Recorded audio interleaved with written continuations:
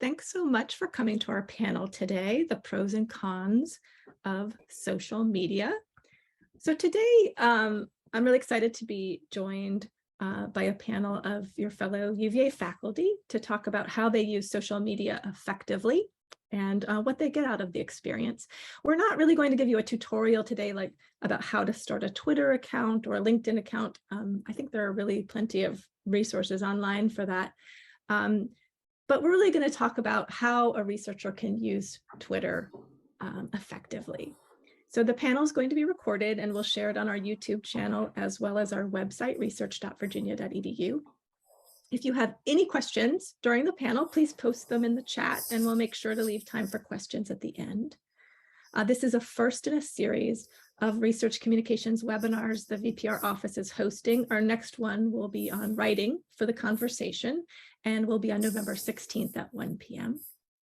My name is Meredith Cole. I'm the Director of Marketing and Communication for the Office of the Vice President for Research, and I'm going to introduce my panelists.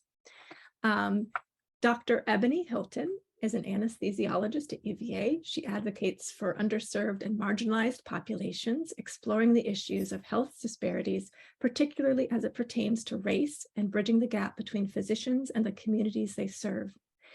In the wake of COVID, Hilton has become a regular on-air advocate and medical consultant for national media outlets, and her efforts have been recognized by the National Medical Association as well as the National Minority Quality Forum as one of the top 40 under 40 leaders in healthcare award recipients. Welcome, Ebony. Mete Civelek is an associate professor of biomedical engineering and a resident faculty at the Center for Public Health Genomics at the University of Virginia. He uses big data analytics to understand the molecular pathways of disease and develops personalized medicine approaches to cardiovascular and metabolic disorders. He is the chair of the Diversity, Equity, and Inclusion Committee of the Department of Biomedical Engineering and the chair of the Program Committee of the American Society of Human Genetics. He is an elected fellow of the American Heart Association. Scott Doney is a marine scientist at the University of Virginia and known for his work on biogeochemical modeling. Doney uses computational methods, including modeling, satellite remote sensing, and data science in the field of oceanography. His work centers on how ecosystems respond to natural and human-induced change through the examination of coastal and ocean carbon cycles. Doney is the Joe D. and Helen J. Kington Professor in Environmental Change. Great. So, welcome. And my first question for you. You've all been Twitter users for about 9 years or more, just judging from your bios. And each of you use social media in really unique ways. Can you tell me a little bit about your approach to using social media? For instance, how do you decide what to post on a place like Twitter? Do you have a regular posting schedule, or do you post only when you have something important to say? Who would like to start? Got to call on somebody. You can call. So I can start. So for one, Twitter was kind of a happenstance for me. My account says I had one since 2011, but to be completely honest, I didn't know how to work it. And it was only because I was at the Oprah, Michelle Obama book tour in February of 2020, where she said to hashtag tweet out about the Becoming series. And so I was like, oh, well, let me get on my Twitter account and write something. So I fell into Twitter in the very beginning of pandemic, really just hashing out things that I knew were going to be true about health disparities and racial health disparities, because they have been longstanding. And I wasn't trying to talk to anyone in particular. I was just merely stating the fact and trying to tweet to the CDC and the agencies to say, if we know these disparities exist prior to, then we should be tracking racial data. We need to track who we're actually testing, what those numbers are, so we can be proactive in our response and not reactive.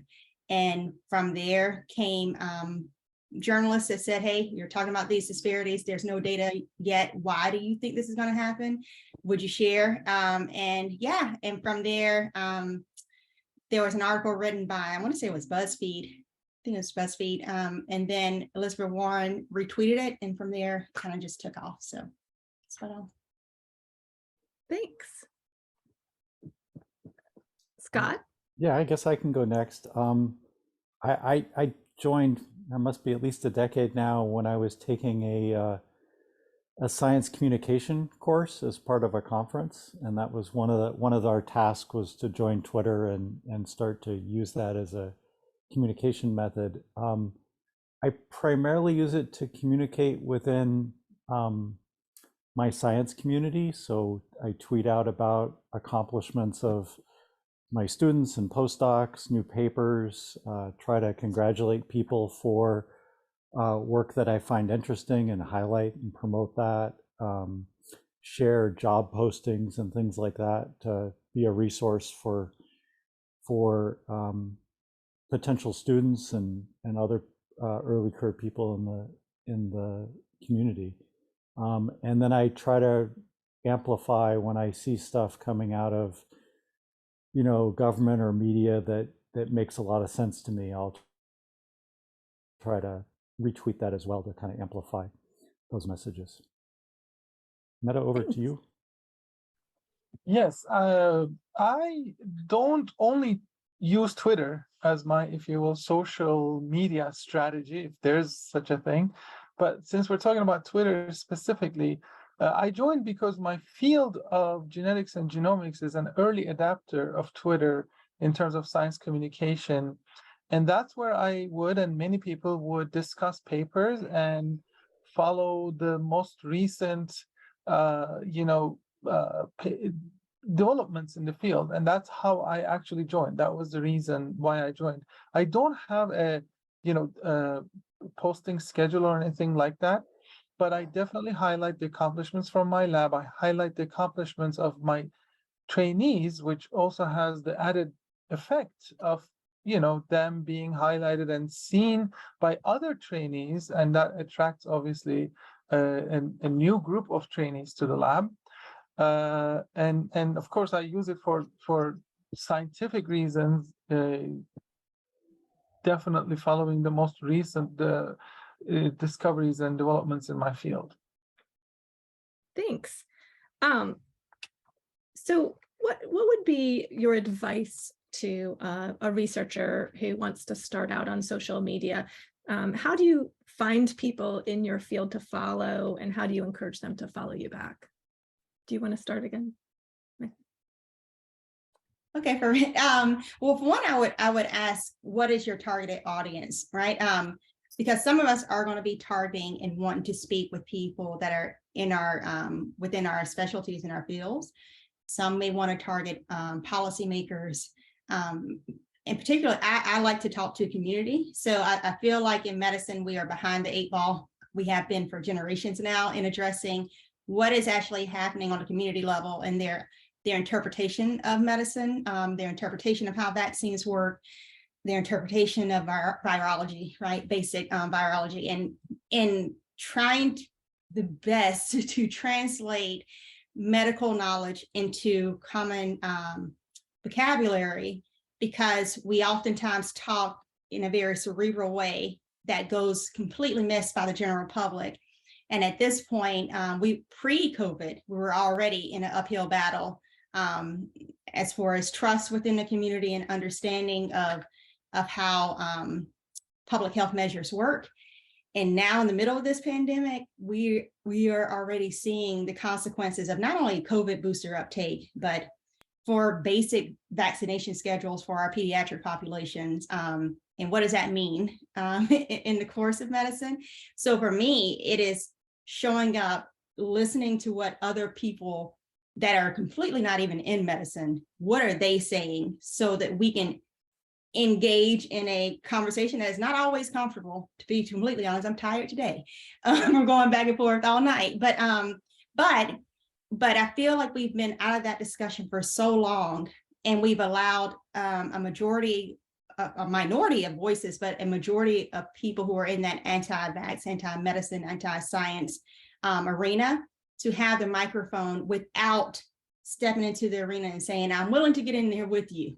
We can go back and forth. because when we stay out of that space, again, we are not we're not able to try to steer the ship in a different direction. So when you have knowledge, you should share it with the general public, but how you are sharing it is important, because if you're speaking in a completely different language, they don't get it. And then it turns off the ear. Not to say that you shouldn't still report that article that you published. That is definitely important, but you need to break it down to the capillary level of how does this impact the person's life where they sleep, live, play, and pray, right? What's happening in the school systems, and say it in a way that doesn't involve a I don't know, Kai, don't talk about your statistics. It's too much, right? So yeah, I think that's the biggest challenge, though, is to identify what audience are you willing to engage in, and being okay with having some people that don't necessarily agree with you. And how did you find people in the community to follow? Was it just a organic experience, or did you, for instance, go to a conference and then follow people that were at your conference, or look on hashtags? How did you go about finding? Do you want me to? Yeah. Oh yeah. So I think it's pretty much organic. Again, I've never used Twitter solely for the purpose of trying to build a platform at all. It's not a research platform for me. It is a life expression and just relaying up information as I see it. But that being the case, you end up finding people that have different viewpoints. So I like to look at people outside of the medical industry, for instance, like they have a passion in education or transportation, particularly in policy, because I feel like health is political, and understanding what's happening in that arena that trickles down to us and that shapes communities. That's what I like to follow and see. So I think it's pretty much, how do you you see who's actually not just stating the problems, but also offering up solutions, and following that pathway. Okay, thanks. Scott? Yeah, I totally agree of trying to figure out, what your purpose is for doing this. Are you trying to communicate within your community? Are you trying to communicate with the public in a broader sense? And in my field, there are a number of NGOs that are quite active in sort of that bridging out to the public. And so I've sort of focused more on, somebody who's tangentially within my scientific field. They might be, interested undergrads or, well-informed citizenry that want to know the science, all the way up to my professional colleagues. Finding people hasn't been that hard. I follow all the major societies in my discipline and the federal agencies that support the research. And that's sort of a lot that along with following some, high prominent people in my field.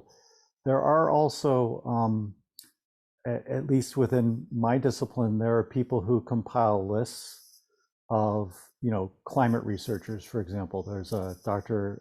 Catherine Hayo down in Texas has compiled a couple of thousand prominent people in climate, and those lists have been really good to sort of find the key people I want to follow. And then you kind of watch who's posting stuff and does it make sense, and are they providing reliable information, and then follow them. And if people aren't sort of fitting those criteria, maybe lowering them down. Great. Mete? Sure. I told you that our discipline of human genetics was an early adopter. And this is the conference badge from our meeting just last week. And as you can see, my Twitter hashtag is right here. So this has been the case for years. And actually, when we meet people on conferences, we would literally just follow each other on Twitter as a way to, look at people and follow their work. So this is a little bit, again, discipline specific. The second thing is I do try to provide a useful information on Twitter. For example, if we publish a paper that has 20 figures and 100-page supplemental material, I try to write maybe a 10, 20 Twitter thread explaining the main findings of that paper so that people can decide if they want to read it in more depth or not. I think, that is part of, our science communication. And also, as Dr. Hilton said, it is really important to hear from voices that you don't necessarily normally hear from. So I am gay, but that doesn't mean that, I know the experiences of a transgender scientist in academia. So I do follow several transgender scientists on academia. Similarly, I don't know the experiences of being a Black woman in academia. So I do follow quite a lot of Black women in academia who are active on Twitter and who not only share their experiences, but also resources and solutions and have really healthy discussions. And I think as you engage with people in a respectful way and provide important and useful information, people also follow you back. And that's been my experience. The other thing is, I don't think if you just create a Twitter account, you should expect, 20,000 Twitter followers next week. It takes time to be engaged in the community. Yes, and it is very much a dialogue, and I think that often people miss that part. They post and it's sort of like always saying, me, look at me, as opposed to going on.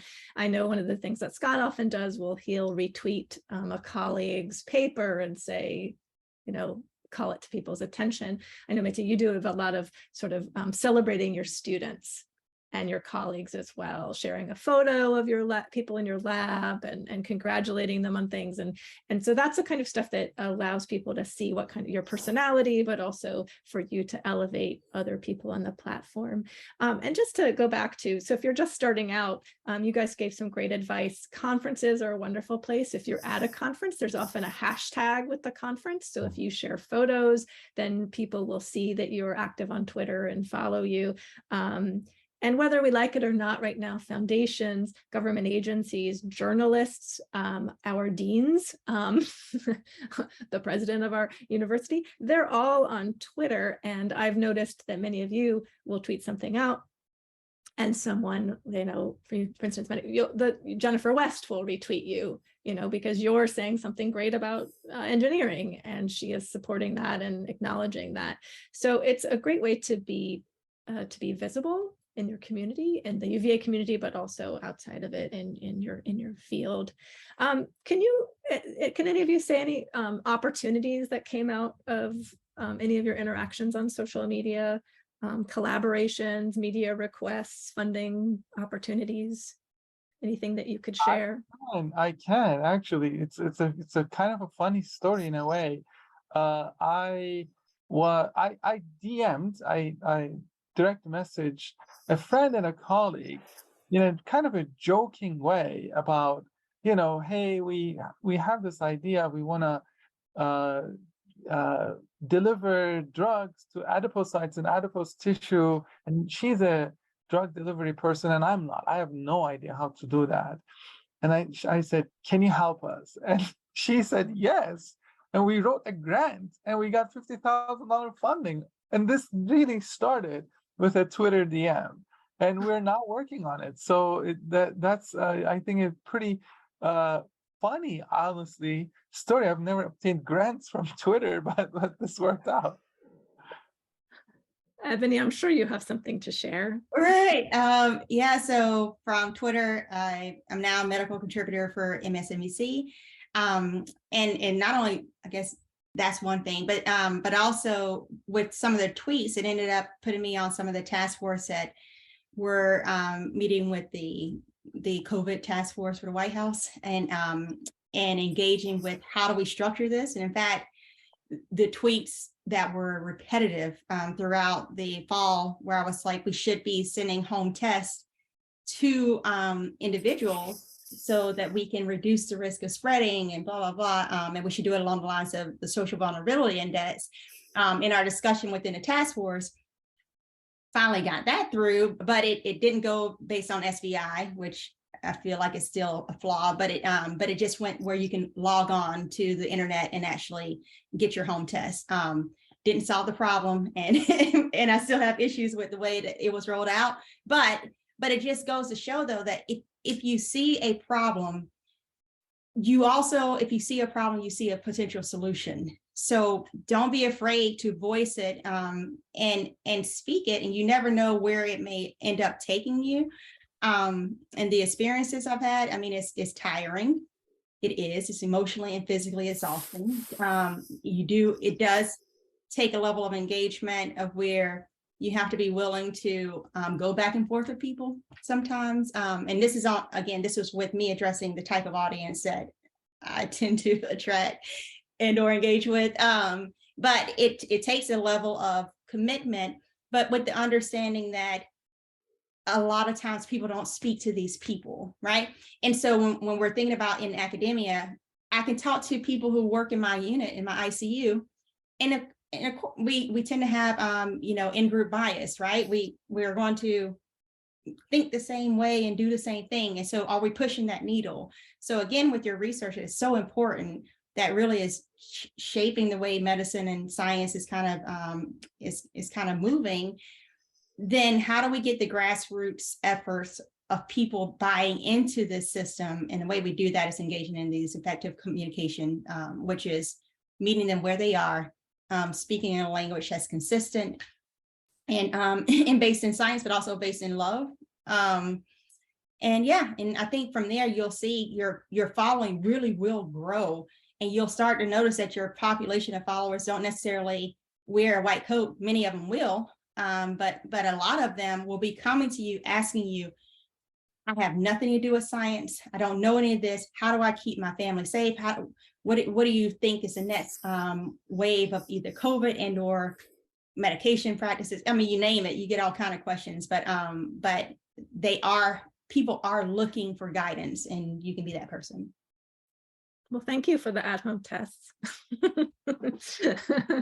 for being a part of that. Scott, did you have anything to share? Yeah, my experiences are at a much lower level, a little bit more mundane. Going back, I don't think I've gotten, grant money, but certainly connect with colleagues, and it's led to discussions that then lead to maybe a workshop at a meeting where it's like, oh, this is clearly something that there's disagreement, or we're all not on the same page. Let's try to find a time when we can find a venue where we can hash this out and try to figure out what the science is actually saying.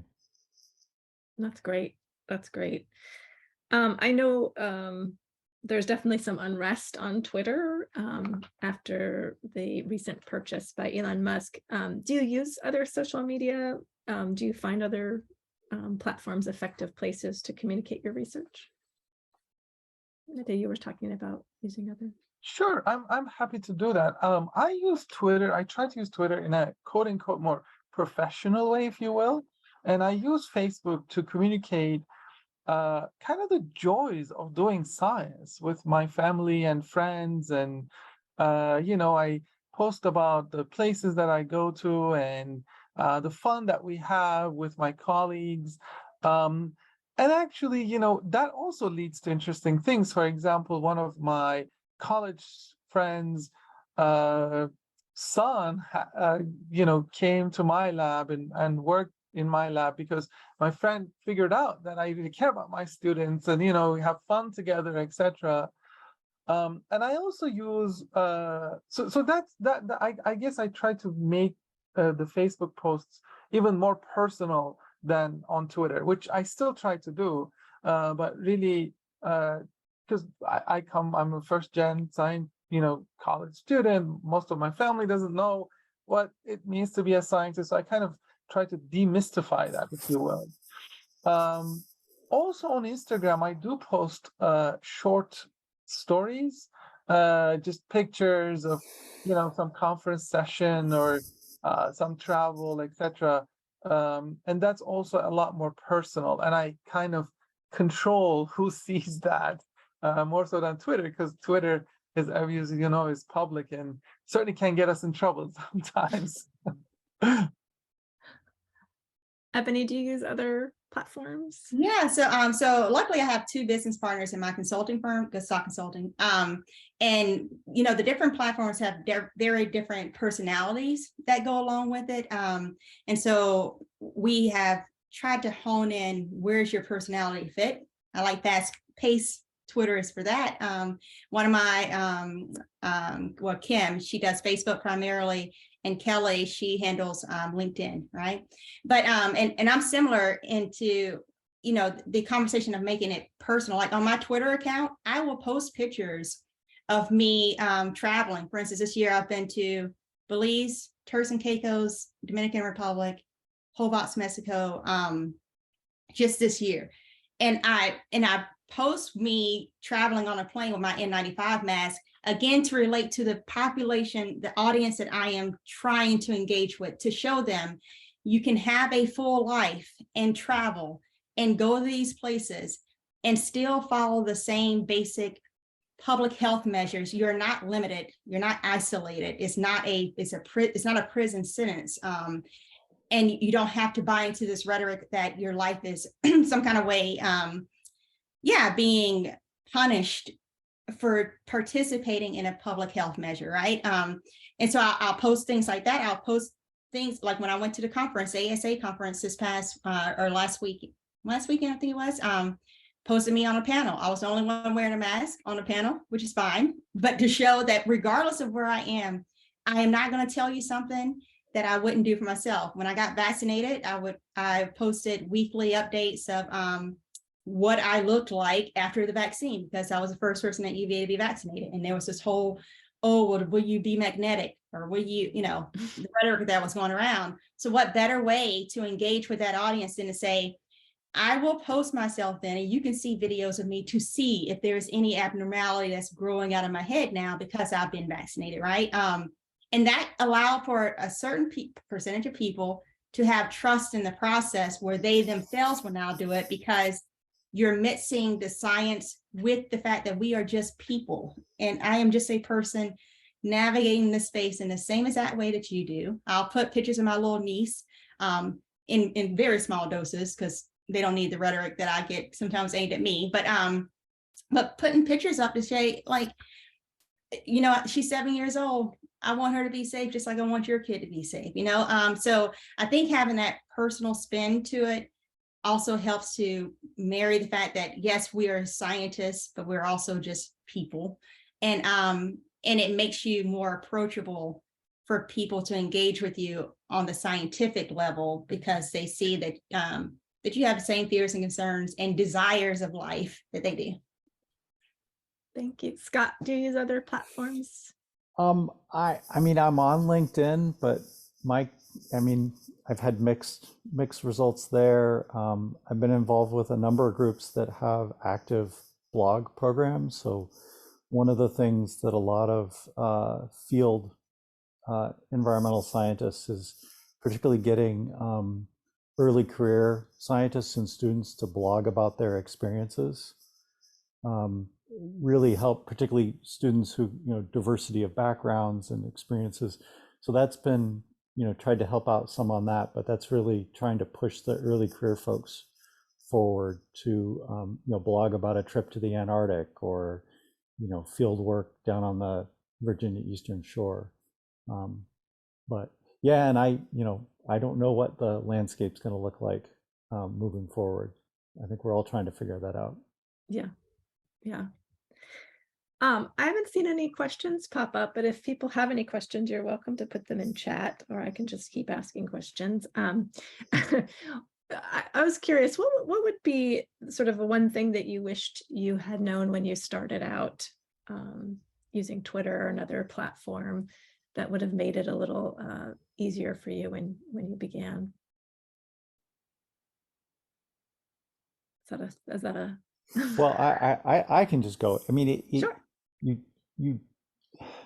So I think two things. One is, trying to figure out how much engagement you want to do.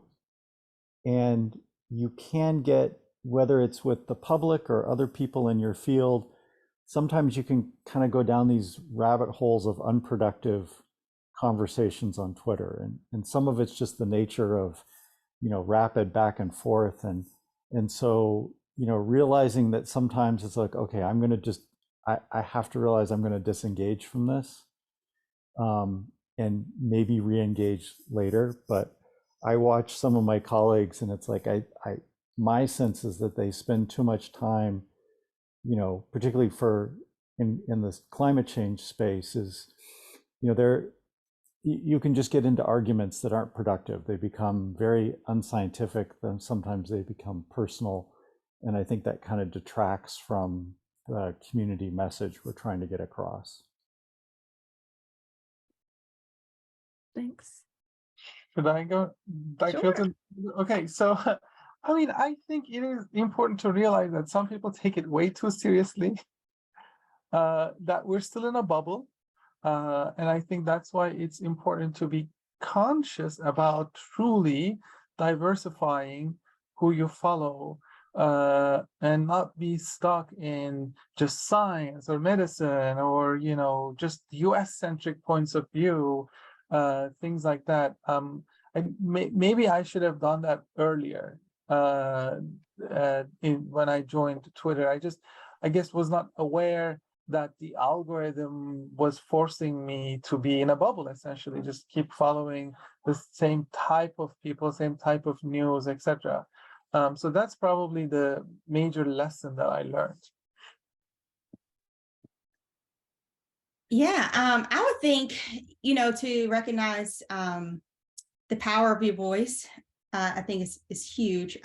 Also understand the limitations of your reach is also huge. Taking off small bites, disconnecting when you need to disconnect. But again, I don't know, not being afraid to just have the difficult conversations, because you do not know at the end of the day who you may actually influence in a very positive way. And I think those are the most rewarding things on this end of, like I've had, and it's kind of scary at some points. I've had people mail things to UVA, purses and gifts, which is completely random, and like I say, it can be very scary because people think they get to know you on a personal level, but you get messages of thank you for talking to me, because and you have to realize that a lot of people don't have access to medicine or access to someone relaying information, and taking the time to talk to them back and forth, that it can be exhausting. Understanding that there are going to be what I call trolls, and a lot of people call trolls. There are going to be people that are literally just there to argue. And you can think of it in two ways, I feel. You can block and continue. And then sometimes you can actually use, because a lot of these people have large platforms too, and you can use that trolling to put out information and articles that their viewers and their followers will now have to at least say they saw it at least once, because again, you tend to run in the same circle of people that think like you and follow your same vein of thought. So if it is just exposure in that one moment, as tiring as it may be, sometimes it's worth that engagement. But again, you got to do a personal check-in. How am I feeling this moment? Am I exhausted? Do I need to disengage? Is this going down a potentially negative and or dangerous pathway? But then ultimately, what is the intention behind your posting? If the intention is just to fight, you should cut it off. If your intention is to engage in a way that shares information or delivers a different counterpoint to, again, these large following groups that have 50,000, 100,000 people following them, those people may never hear that one piece. Say it, and maybe you only go back and forth 2 or 3 times and then you block, and that's fine. But not being afraid to have those difficult conversations, because if you don't, we are losing this battle. And whether that's on climate change and people still denying it despite the fires, despite the hurricanes, despite the temperatures, the iceberg changing, whether that's COVID and people literally actively infected, and are still saying this is not a big deal. whether that's, even, we're talking about the LGBTQIA fight, right? And what people are going through right now. If you don't have that, who are we going to depend on to take the risk of having and engaging in that conversation if it's not you? And not everyone has to pick up that burden, but it's one that I'm at least willing to take. Thank you. We had a couple questions pop up. They're sort of a little bit similar. One is asking how you would recommend doing social media for an organization that has multiple entities which have different built-in audiences. The other one's asking a little bit about how the difference between talking to colleagues versus talking to non-scientists in the public. And so she mentions that because doing new research is slow, she ends up posting a lot about life as an academic, which is fun and generates fun conversation, but doesn't really target parents and teachers who she's trying to reach. Those are a little bit different, but I think at the same time, it's about sort of how do you reach different audiences through your account and how can you talk to different audiences? I would sort of recommend using hashtags. Personally, it sounds like when you're trying to reach a different audience, possibly going to where they're going to be searching for information. But do you have any other advice? So one way that if I'm talking to my colleagues, it's often, here's this one particular research paper or this one particular finding. And that is meant for an academic audience.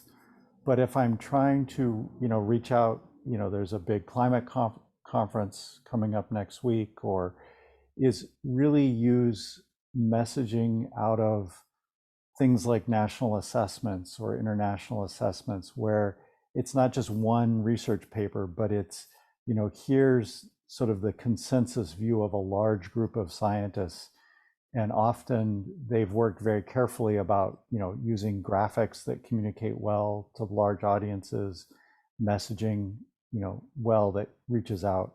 So if I'm trying to communicate more broadly to the public, I try to say, here's a consensus view, and here's what we've learned on, say, climate change. And not dive into the details of, this particular paper, which might disagree with that particular paper and that sort of detailed level. Well, you also bring up the interesting point, Scott, because I think the question was sort of about publicizing your own research. And one of the things I think you do very well, Scott, is publicizing other people's research that you find valuable in your field. Right. And so, but also amplifying, if there's a community effort, I think it's important to amplify the community as a whole, not just, I mean, I love amplifying, individual researchers who I think are doing great, but, can we come together as a community and make statements? I think that's really, really useful. Great.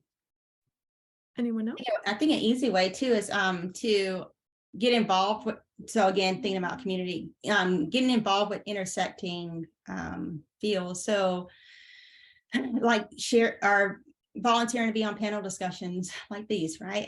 But like the Southeastern, I think it's called, the Southern Environmental Law Center here in town, SELC. I volunteered to be on their panel. The center, which is like the senior center down the way, volunteered back in 2021 to talk to them and their efforts, going to talk at churches, and volunteering to educate there. When you get into the community grassroots of things that are completely outside of what you think what is traditionally thought of as being your space, and engage in those conversations, you'll start to see how they all fit together into this little network. And then you'll see that, again, in I think one of the posters said they post some personal things and they don't feel like their research is intertwined with it. It will become intertwined. You lived a lived life experience, right? It has to come out what you do on a day-to-day basis in those conversations. So I think just finding, it doesn't have to be forced. It really can be an organic conversation that you're having. that you just allow it to be, and don't be so regimented or thinking I have to approach this from a cerebral level. Just talk from the heart in a personal way of, this is what can keep you and your family healthy and safe. And this is what my research kind of shows. And it doesn't have to be a day-to-day, pounding of this information into the public. Just simply exist. But you see your following will begin to grow. But I don't think a growing following should be necessarily the target either. Just because you have 50,000 people doesn't necessarily, that's not necessarily a good thing. It's, at the end of the day, do you feel like you've been impactful to either shape policy or shape what's happening at the capillary level, to build trust into whatever research area that you're dealing with or whatever your passion is. Yeah, and to leave it just a little bit better at the end of the day. So Thanks. I think for the large organization question, I've been part of the American Heart Association, which you can imagine is huge, and they have different Twitter accounts for different things. And in fact, they have a media strategy when they want to engage. For example, undergrads, they post on TikTok, which I never do, but because undergrads don't even look at Facebook at this point. So I think it is important to just think about where the audience is getting their information. That's an excellent point. And I know that the University of Virginia has a different strategy. I think they use Instagram for students often. Facebook is for parents. But they also post on Twitter. Twitter's a great place to reach the media, to reach other universities, that sort of thing. So it's important. That might be a way also. I think it's a excellent point that if you're trying to reach different audiences, it might be that you need to be on different platforms for each of those audiences. And I love what you were saying, Ebony, too. I think that sometimes we tend to think, well, I'm trying to reach parents and teachers, for instance, and forget the fact that you yourself are both a parent and a teacher. And so some of the experiences you have could be ones that will help translate and connect with those audiences, not just saying, hey, I have academic research on, what parents should be doing to teach their children better, or what teachers should be doing, and this is what parents should look for. So and on that note, it's one of those things I say, the lived life experience that we individually had needs far more than these degrees that we've earned. You learned in a book means someone had to teach you that, right? But you've learned things just from living and breathing. So already what questions people should have, especially if you had to overcome certain obstacles, then the flaws of the system, which means that you also know the solutions to that system, and using and speaking from that place of vulnerability to say, these are the things that I had to go through. So how do I then show you where the research can fill in those plugs before the data even shows itself, really? Again, just trying to be proactive in this pandemic I'm talking about particularly, but using your lived life experience to connect with people, because it's the relationship that will help to change people's minds if it is possible to change. And you don't always have to be perfect. It doesn't have to be oh, I'm a doctor and I can't say this, this, and this. If that's really how you truly feel, then why are you not presenting your full self to say, these are the fears I have about whatever topic. These are what I see as the problems. These are where I see as the solutions, understanding I'm human and I'm flawed, but so are you. And we can talk this through. Thank you. That's a great place to end. I appreciate all of my panelists for sharing their experiences. I really have enjoyed following all of you on Twitter and seeing what you have to offer. I tweet at UVA VPR. So anytime the VPR office likes you, you can imagine that is me.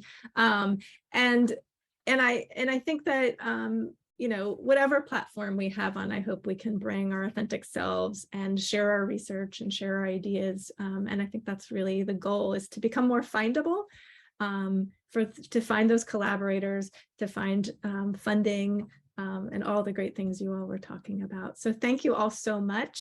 Have a great day.